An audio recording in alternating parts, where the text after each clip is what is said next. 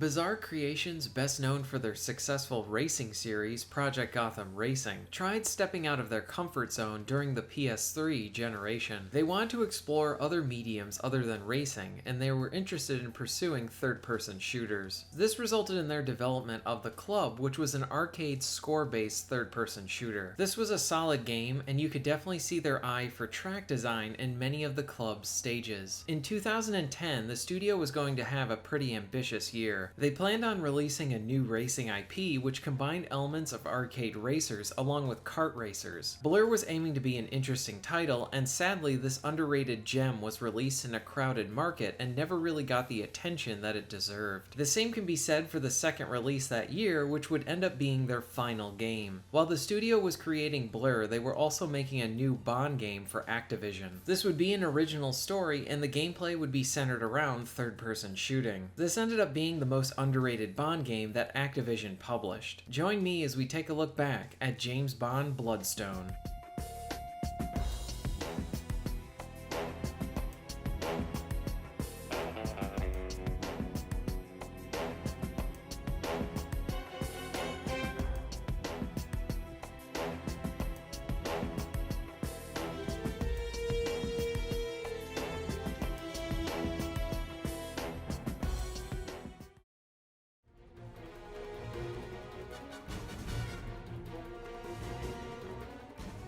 Bizarre Creations spent a lot of their time during the PS3 generation experimenting and trying to grow their skill set in other genres. They were known as the talented studio when it came to racing games, but they wanted to test themselves by diving into different genres. This led to the successful Geometry Wars games released on the Xbox Live Arcade, and being very well received. The Club ended up being their first foray into third-person shooters. This genre was very popular during this generation, and Bizarre put their first stamp on it through their score-based gladiator-like third-person shooter. Activision saw the talent from the studio and offered them opportunities on two new projects. One would be a racing game that combined the best qualities from arcade racers and kart racers into a unique experience. This would later be known as Blur. At the same time, the studio would also be working on another project that would be a completely original game within the James Bond franchise. The gameplay would be focused on third-person shooting. This resulted in the studio taking inspiration from many big successful games at the time like Uncharted and Gears of War. The game wanted to provide different situations where the player could play as Bond more aggressively or stealthy. The developers of the game wanted to find a way to encourage players to use the melee takedowns within their game. This resulted in the studio creating the focus aim system. When a player takes down an enemy with a melee takedown, the player will earn a focus point which will allow them to quickly snap to an enemy and kill them quick. The goal was to encourage the use of the melee and stealth as a means for the player to earn more focus aim points to make quick work of their enemies. In addition, this was a means to show off Bond's marksman-like skills. To ensure that his melee takedowns were the best that they could be, the studio reached out to Daniel Craig's film stunt double to provide all of the movements in the game. This era of Bond is known for being brutal, gritty, and aggressive, so they wanted to capture all of that in Bond's moveset. The developers stated that the game has about 70 different takedowns that Bond can perform. Gadgets would come back in a limited capacity and mainly be relegated to an augmented cell phone. This would allow Bond to scan for secondary objectives, monitor patrols, and see enemies' level of awareness. The phone even provides an option for navigation. The player will need to keep in mind that they cannot use the phone while they are shooting. With the studio having a long history in driving games, they felt that it would be appropriate to include gameplay sections dedicated to vehicle sequences. The goal was to have roller coaster set pieces that the player could experience while controlling Bond. The game would throw threats at the player, and they would need to be reactive for the different chases. Essentially, the driving sequences would not take up the bulk of the game, but rather help to punctuate the high-intensity moments. One of the writers who helped write 3 of the Brosnan films, along with providing his talents to many different Bond video games, would be providing the story for this adventure. The team knew early on that they wanted to provide a few different unique locations around the globe that the story would take place in. This would allow for a continual change of scenery, along with capturing that globe-trotting feel feel of a spy flick. The player would visit locations in several different areas from Greece to Bangkok and even Istanbul. To add to the authenticity of the game's presentation, the team was able to acquire the likenesses and actors from the recent film version of their characters for this game. This saw Daniel Craig providing his voice and likeness to the game along with Judi Dench. The developers were aiming to deliver an original Bond story featuring Daniel Craig and providing lots of high action sequences for the player to enjoy. The third-person shooting was aiming to lift its inspirations from other well-established games, and the studio wanted to include some of their long history with driving as a means for variety within the gameplay. All the pieces seemed to be falling into place with this one. In November 2010, James Bond Bloodstone was released to the world.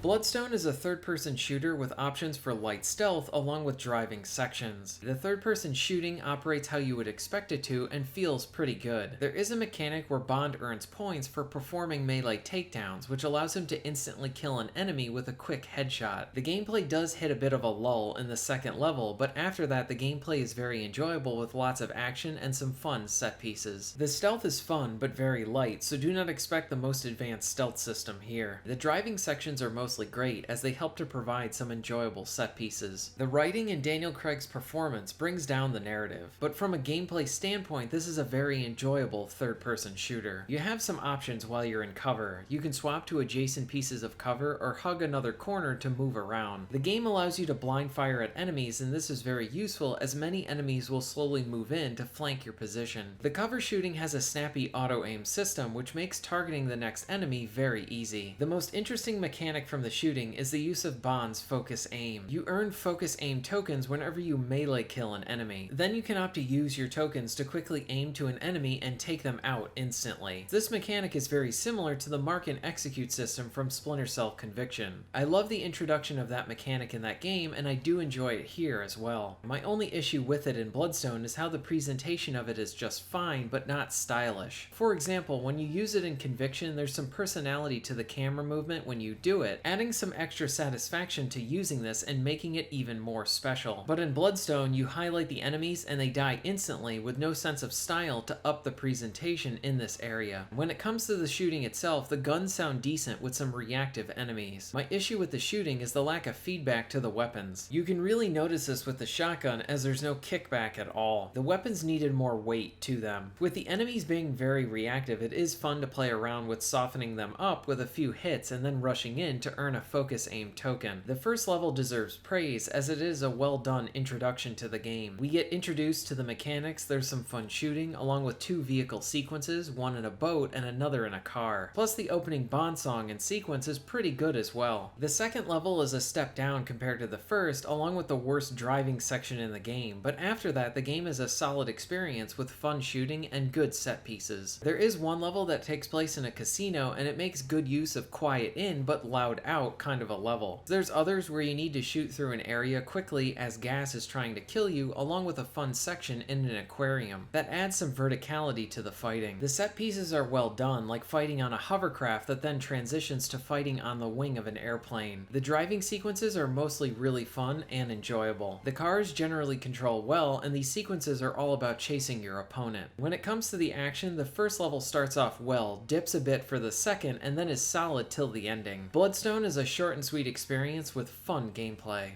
Your preservation efforts? Nah, You can call the Turkish Ministry of Culture. I don't care. Nobody goes down there without a hard hat. Of course. Safety first.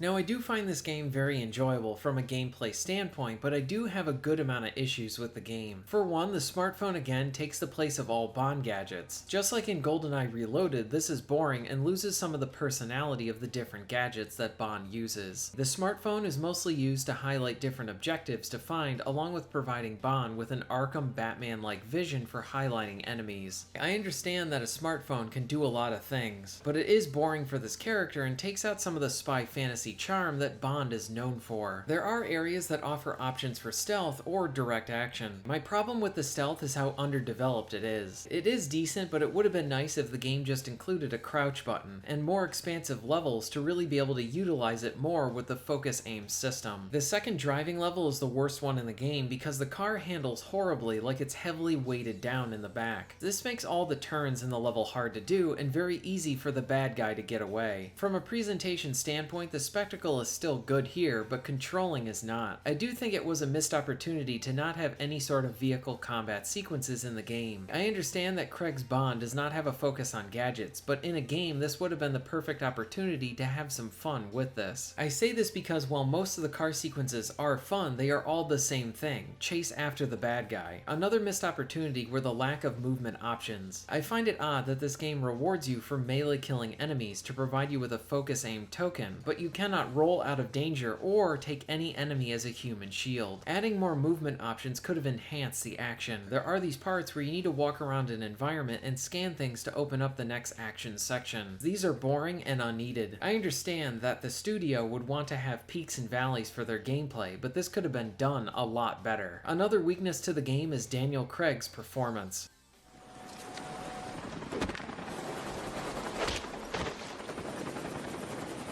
I want a name. Who are you working for? Never. Let's try that again. Who is it? Who hired you? Give me the name. Good evening, sir. Can I show you to a table? No. When it comes to the story, it is very average with a mixed presentation. Anytime there is action during a cutscene, it's pretty good, but the writing is a big downside to this game. The developers were able to get a writer who co-wrote 3 of the Brosnan films along with a few video games, and his work with the video games is a bit mixed. He mostly did a good job with Everything or Nothing, though the changes he made in GoldenEye Reloaded hurt the story, and here the narrative is just lacking. I feel like he does a better job when he has additional writers to work with. On a basic level, the story does help to provide context to the action, but it lacks any interesting drama or character interactions. Bond and Nicole have many opportunities to have some good interplay with each other, but all of it just falls flat. The same can be said for any moments with the villains. And there's another problem. This game likes to have several instances where you're hunting after a bad guy, and then it's revealed that he has a boss and you were only hunting down a henchman. This happens several times in the story. I can understand saving a reveal for someone like this later on in the game, and doing this once, but not several times, as it felt very lazy here. While some of the cutscenes have some decent action, I do feel like this was a missed opportunity to not include a simple melee system where you engaged with the enemy one-on-one and then were rewarded with that action cutscene. Then there's a torture scene that is done in black and white, but it just goes back to the color 30 seconds later. It would have been cool if the entire cutscene or level was in black and white, like a nice callback to the intro of Casino Royale. After running through all the Bond games in a row, I can confidently say that either Daniel Craig had no interest in these projects, or the voice acting directors did not know how to properly direct him for his performance. Craig's voice acting is one of the worst parts about the game and is generally pretty bad. What also doesn't help is how every character looks like they had several Botox injections and are having a hard time emoting. Bloodstone does have its fair share of issues, but the gameplay is still pretty fun and probably my favorite of the Activision Bond games. I also want to mention the soundtrack, as it is pretty good and the composer tries to emulate David Arnold's style from the films. Here are a few tracks from the game.